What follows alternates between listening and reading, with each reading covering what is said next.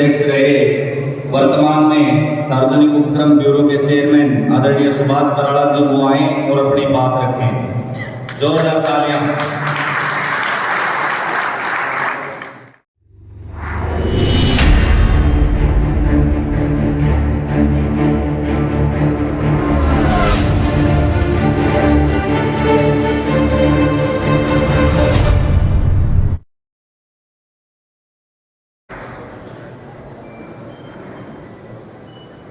एक बार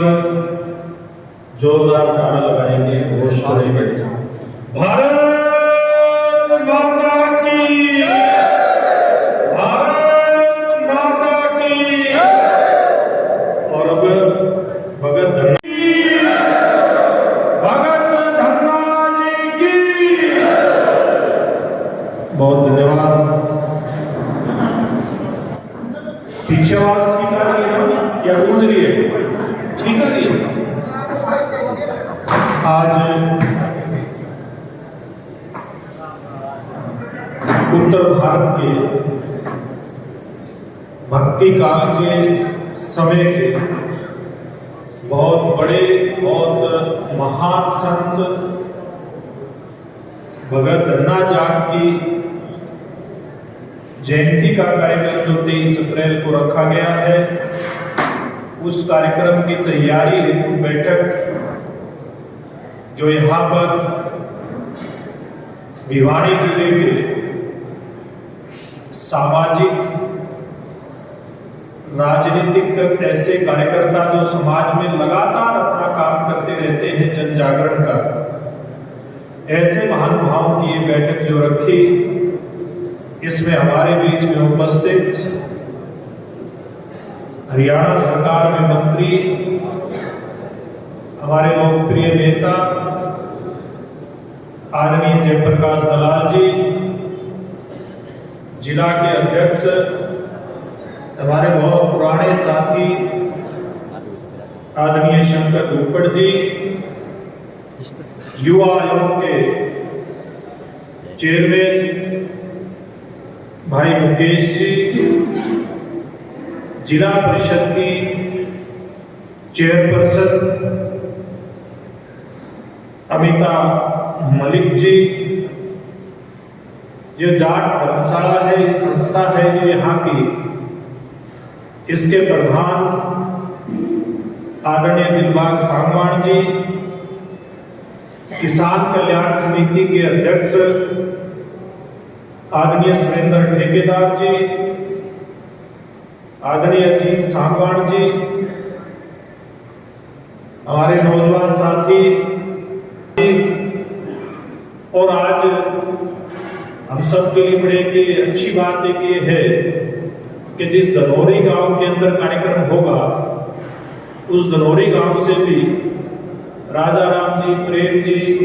इनकी मंडी की एसोसिएशन के कुछ साथी, ये भी सहयोग से हमारे बीच में है। और उपस्थित बहुत ही सम्मान के बुजुर्गों और बहुत ही ऊर्जावान नौजवान साथियों, मेरे से पूर्व भूमिका के रूप में हमारे सांसद रणवीर जी बता करके गए, अन्य वक्ताओं ने भी अपनी बात रखी और दलाल साहब ने भी इस बात का विश्वास दिलाया है कि ये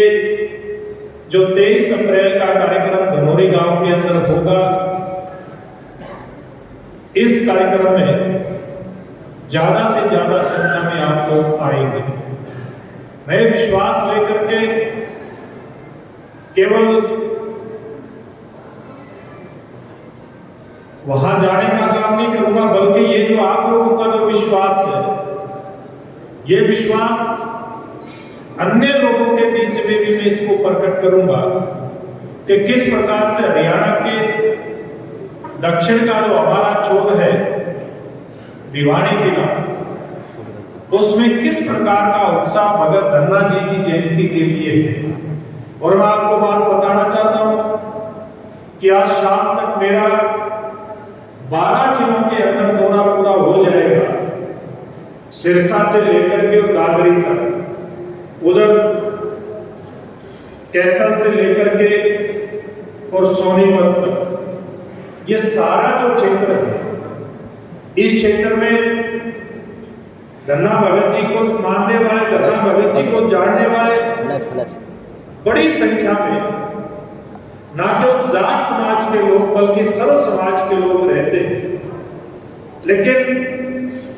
हमारे प्रदेश में एक बात जरूर ध्यान में आती है कि हम लोगों ने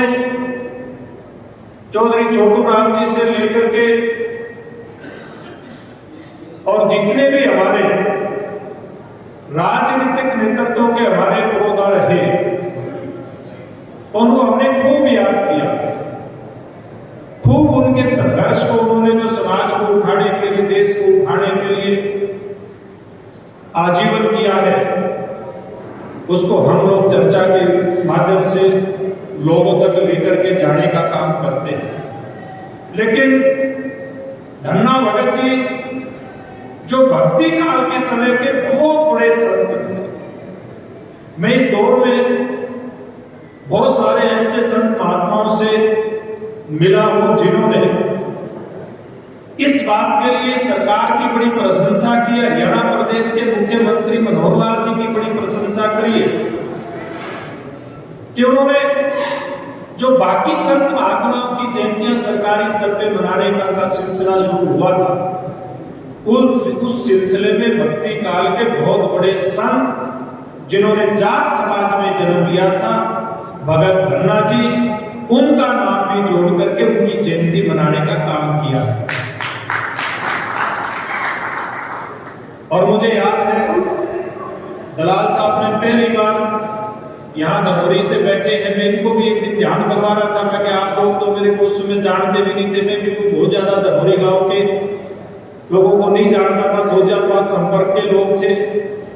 मैं युवा मोर्चा हरियाणा बीजेपी का अध्यक्ष बना था 2000 में, और उस समय में मुझे ध्यान है कि पहली बार मैं धनौरी गांव के अंदर गया था और पहली बार मैं भगत धन्ना जी के किसी भी मंदिर में गया था। ये 2000 की बात है, उस समय जब युवा मोर्चा का था, तो मैंने धनौरी वालों को ये बात कही थी कि मेरे लिए बड़े सम्मान की बात है कि मुझे आज 23 साल के बाद दोबारा से जब जाने का मौका मिला उस गांव के अंदर, ना केवल हरियाणा प्रदेश के मुख्यमंत्री जिनकी पहल पर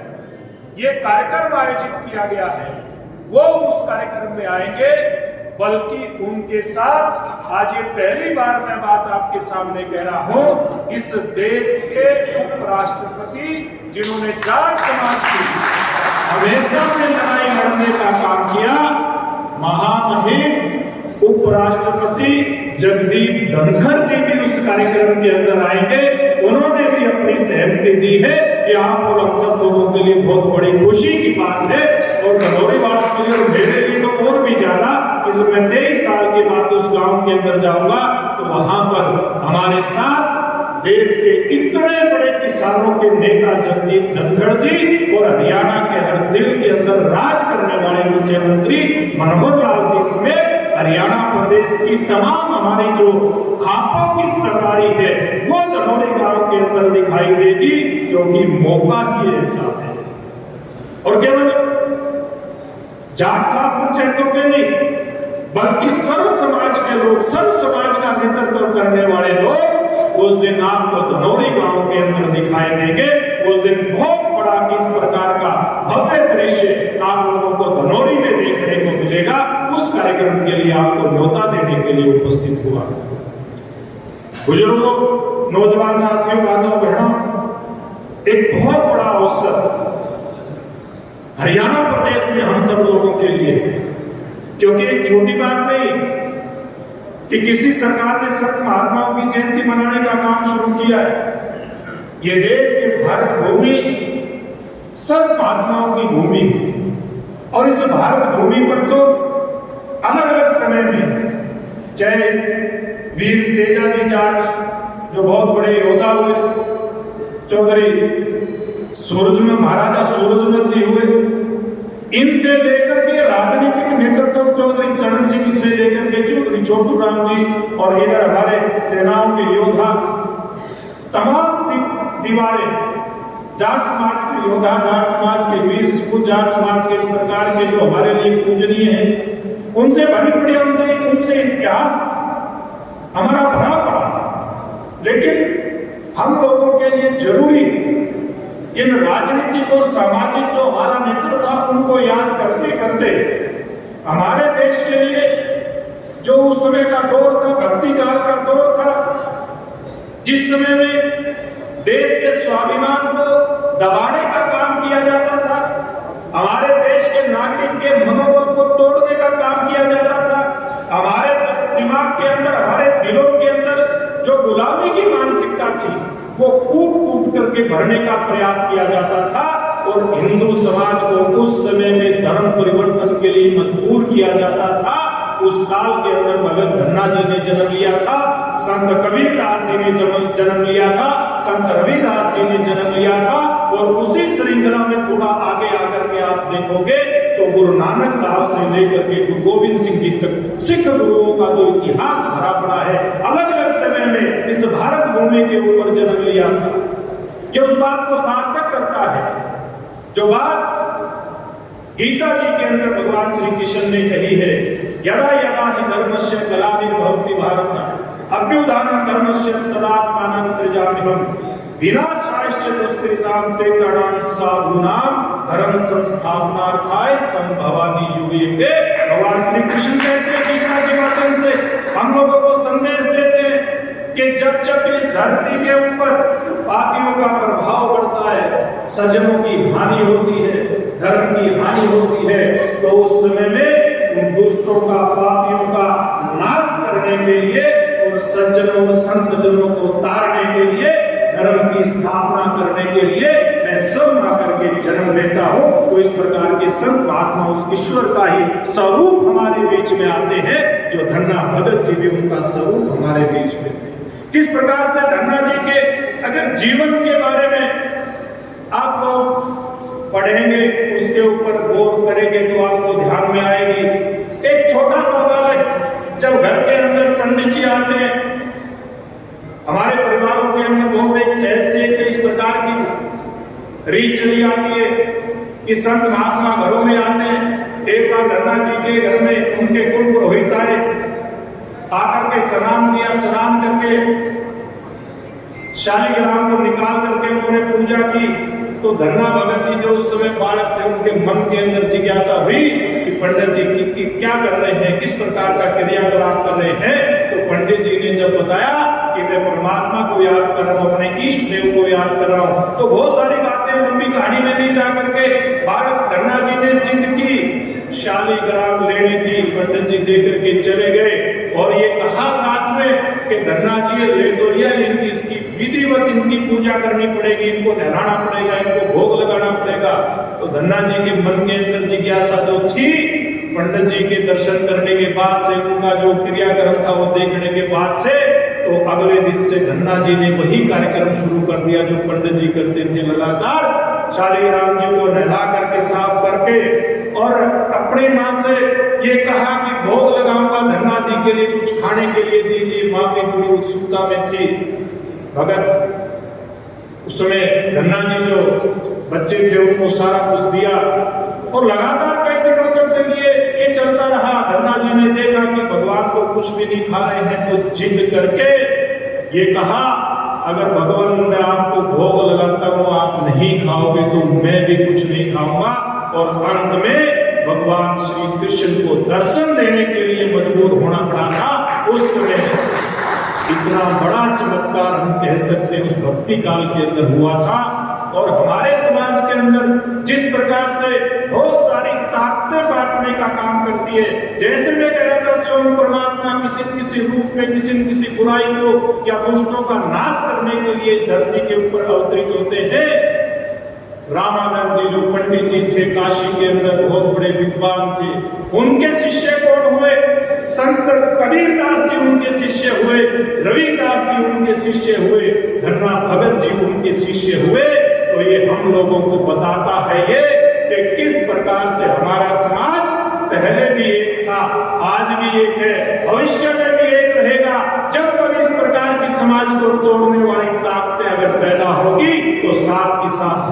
भगत जी, रविदास जी जैसे संत इस जो घृणा का भाव है उसको मिटाने के लिए हमारे देश के अंदर पैदा होते रहेंगे। अगर हमारे देश के अंदर कोई बाहर की ताकत आकर के हिंदुओं को जबरदस्ती अगर उनका धर्म परिवर्तन करवाने का काम करेंगे तो फिर गुरु नानक साहब की जो परंपरा को आगे बढ़ाने का काम जिन सिख गुरुओं ने किया था, उन्हीं में से गुरु गोविंद सिंह जी तक जिन्होंने पिता को भी मार दिया था, चारों बेटे भी मार दिए थे, वो भी इस धरती के ऊपर जन्म लेते रहेंगे और आप और हम उनके सम्मान में गीत गाएंगे कि पिता वारे आते लाल चारों वारे व हिंद तेरी शान बदले। इस प्रकार से भगवान अलग अलग रूपों में जन्म लेते हैं। इतना ही नहीं, केवल मानव कल्याण के लिए, मानव रक्षा के लिए या धर्म की रक्षा के लिए नहीं,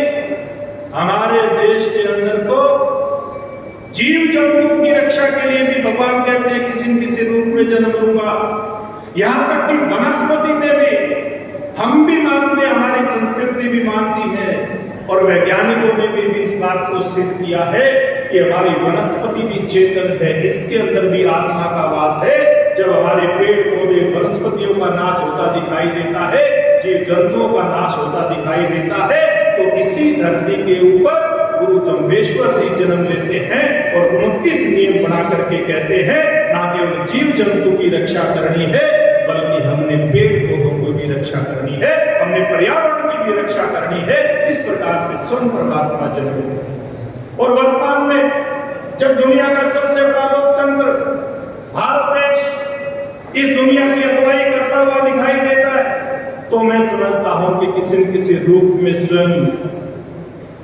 वो परम सत्ता इस भारत भूमि के ऊपर हम सब लोगों का मार्गदर्शन करने के लिए उपस्थित है। इसीलिए तो देश के प्रधानमंत्री नरेंद्र मोदी जब दुनिया के सामने एक बात कहते हैं, क्या दुनिया के सामने शांति का संकट है? आज दुनिया के सामने बहुत सारी ऐसी ताकतें जो अपना प्रभुत्व कायम करने के लिए, अपनी दादागिरी दुनिया के अंदर स्थापित करने के लिए अलग अलग प्रकार से कुछ देशों के अंदर अपना खेल खेल रही है। तो देश के प्रधानमंत्री नरेंद्र मोदी जी कहते हैं,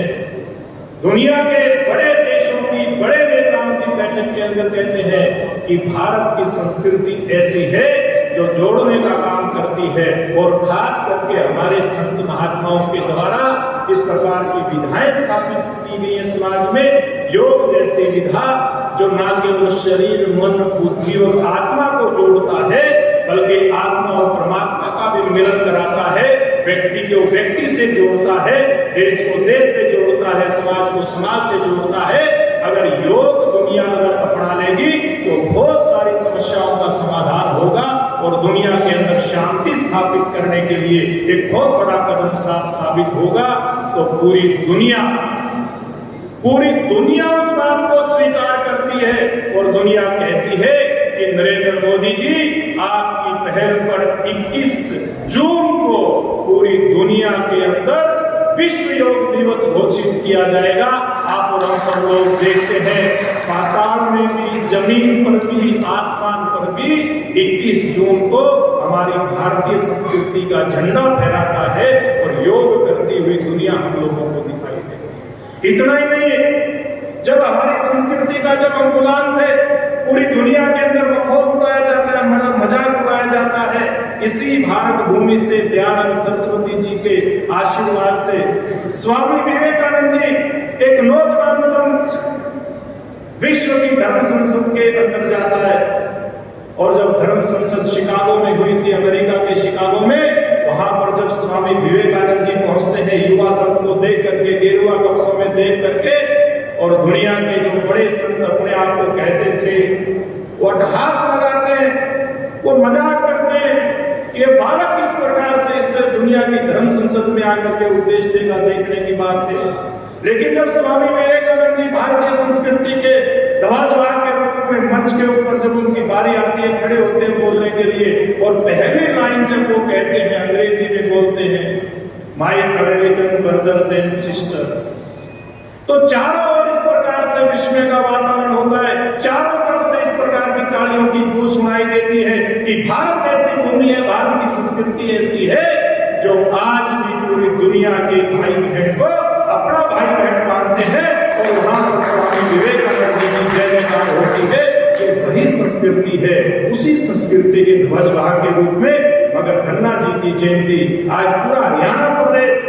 बड़े जोश खरोश के साथ मनाने के लिए तैयार है। जितने भी जिलों के अंदर मैं गया हूँ, सब जिलों से एक ही आवाज आती है, जितनी संख्या में आप तय करोगे उतनी संख्या में हम लोग पहुंचेंगे। तो धनौरी वाले हमारे महानुभाव यहाँ पर बैठे हैं, भाई बड़ी तैयारी धनौरी के अंदर राजा राम अपने को करनी पड़ेगी, प्रधान जी करनी पड़ेगी, छोटी तैयारी से सरने वाला नहीं। क्योंकि जिस प्रकार का मैदान हमने चुना है, दो ही मैदान थे वहां पे, एक छोटे दो मंदिर है गांव में, एक छोटे मंदिर में और एक बड़े मंदिर के पास। हमने तो अपनी तरफ से बड़ा मैदान चुना है, लेकिन ये भिवाड़ी वाले और बाकी प्रदेश के लोग कहते हैं कि आपका मैदान छोटा पड़ जाएगा। हमारा हौसला और हमारा प्रेम जो धन्ना भगत जी के प्रति है वो छोटा नहीं पड़ेगा, हम बड़ी संख्या में वहां पर निकल करके आएंगे। और मैं एक बात और बताता हूँ दलाल साहब, ये जो गांव है धनौरी, इस गांव की बड़ी गजब की इनका भाईचारा, इसकी एक मिसाल वहां पर मिलती है। हमारा जो चुनाव होता है, सबसे छोटा चुनाव पंचायत का या नगर के अंदर नगर निकाय का,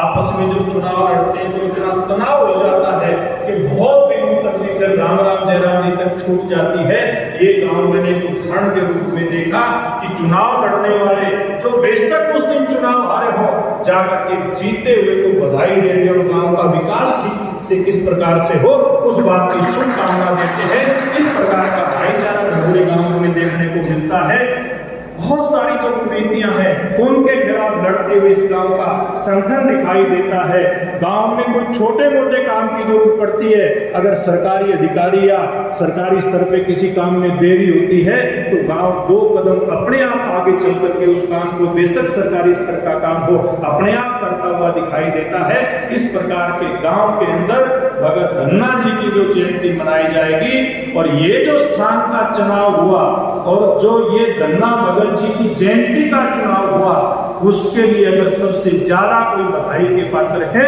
तो मैं हरियाणा प्रदेश के मुख्यमंत्री जी का मैं कोटि कोटि धन्यवाद करता हूं, उनका कोटि कोटि आभार प्रकट करता हूं, जिन्होंने इस प्रकार के महान संत की जयंती पूरे हरियाणा प्रदेश के सब नागरिक, सब समाज के लोग इकट्ठे होकर के वहां पर मनाए। इस बात का कदम उन्होंने उठाया, इस बात का उन्होंने बहुत बड़ा जो एक प्रयास था जो संत महात्माओं की जयंती मनाने का, उस कड़ी में धन्ना भगत जी को भी याद किया। इसलिए मैं इस मंच के माध्यम से आप सब लोगों को एक बताना चाहता हूं कि जब इस बात की चर्चा आई थी, मुख्यमंत्री जी ने कहा था कि बिल्कुल मनाएंगे धन्ना भगत जी की जयंती। कहाँ मनाएंगे, एक बार तय करके आ जाओ। और जब सब लोगों से विचार विमर्श होकर के बात आई कि धनौरी गांव में, क्योंकि हमारी जानकारी में सबसे पुराना मंदिर नगर हरियाणा प्रदेश के अंदर है तो धनौरी गांव के अंदर है, और उधर आगे के लोग, पंजाब के लोग भी बहुत बड़ी संख्या में भगत धन्ना जी को मानते हैं। और मैं एक संत के पास बैठा था, संत जी ने मुझे बताया कि केवल यहाँ नहीं मनाते बल्कि पंजाब में एक स्थान पर 4 दिन का मेला लगता है, जहाँ भगत धन्ना जी, गुरु नानक साहब, बाबा फरीद और कबीर साहब, इन सब लोगों की एक किस्म से 4 दिन का जो मेला है, बहुत बड़ा धार्मिक मेला इनके वंश के ऊपर लगता है। और पंजाब के अंदर बहुत सारे गुरुद्वारों के अंदर मेरे पास वो रिकॉर्डिंग की अलग से मैं सुनाऊंगा अभी, जो भगत धन्ना जी मंदिरों में तो हमने आरती सुनी है, हम कहते हैं कि मंदिरों में आरती होती है, पहली बार अगर वो गाया तो धन्ना भगत जी ने जो आरता लिखा था वो गाया, और आज गुरुद्वारों के अंदर बड़ी श्रद्धा के साथ वो आरता गाया जाता है। गोपाल तेरा आप सुनोगे तो बड़ा आनंद उसमें आता है। इस प्रकार की रचना, और बहुत बड़े कवि उस समय के धन्ना भगत जी थे, क्योंकि वो जो भक्ति काल था, जिस प्रकार से मैंने बताया कि समाज का मनोबल तोड़ने का काम उस समय में होता था, घृणा का भाव पैदा करने का काम उस समय में होता था, समाज में जात पात ऊंच नीच इस प्रकार का जो एक भाव था वो कैसे समाप्त हो, उसका बहुत बड़ा एक सफल प्रयास धन्ना भगत जी के नेतृत्व में उस समय हुआ था। तो मैं आप सब लोगों से एक अपील करता हूँ, बहुत बड़ा हम सब लोगों के पास एक ऐसा मौका है कि हम भगत धन्ना जी, जिन्होंने धन्ना जाट के रूप में जन्म लिया था कुआं गांव में, उनकी यात्रा धन्ना जाट से लेकर के भगत धन्ना तक की किस प्रकार से आगे बढ़ी, इस यात्रा को हमने वहां साक्षात देखना है। और 3 दिन का कार्यक्रम वहां पर होगा, लेकिन आपने हमने 23 तारीख को जाना है। 2 दिन गांव का वहां कार्यक्रम होगा। 21 तारीख को हवन यज्ञ करेंगे, भंडारा करेंगे और शाम को भजन संध्या होगी, जिसमें धन्ना भगत जी के जीवन और उनके द्वारा रची गई जो कविताएं हैं, जो उनके द्वारा रचे गए गद्य हैं, वो लोगों के सामने रखे जाएंगे। और इसी प्रकार से 22 को और 23 तारीख को, जैसे मैंने बताया, बड़ा कार्यक्रम होगा। गर्मी का समय है, आप लोगों का भी सीजन है, क्योंकि आप और हम सब लोग खेती करने वाले यहाँ पर उपस्थित हैं। खेती का पीक सीजन है, लेकिन मुझे लगता है कि उस समय तक कुछ काफी कम हो जाएगा। तो हमने बड़ी संख्या में उस मौसम में, गर्मी का मौसम है, इसलिए 10 बजे पहुंचेंगे तो समय से कार्यक्रम समाप्त हो जाएगा। मुख्यमंत्री जी के अलावा समाज के बहुत बड़े बड़े हमारे जो सामाजिक कार्यकर्ता है, गांवों के प्रतिनिधि, गांवों के मुखिया है, और इनके अलावा संत महात्मा को भी हमने वहां आमंत्रित किया है। तो जैसे मैंने कहा, देश के उपराष्ट्रपति जगदीप धनखड़ जी ने भी हमारा निमंत्रण स्वीकार किया है, वो भी हमारे बीच में आएंगे। तो आप सबसे मेरी अपील है कि हम बड़ी संख्या में वहां पर उस दिन पहुंचे। और आज मैं शंकर जी को, इनकी पूरी टीम को, हर्षवर्धन मान को, ये टोनी मराला को, शिवराज साहब को, मनोज को, ऐसे सब लोग, राहुल को, जो इस कार्यक्रम को सफल बनाने के अंदर लगे, उनको, क्योंकि एक टाइम जो दिया गया था, बड़ा जल्दी का टाइम दिया गया था। नाम बहुत से जो इस कार्यक्रम से लगे, लेकिन कुछ एक नाम जो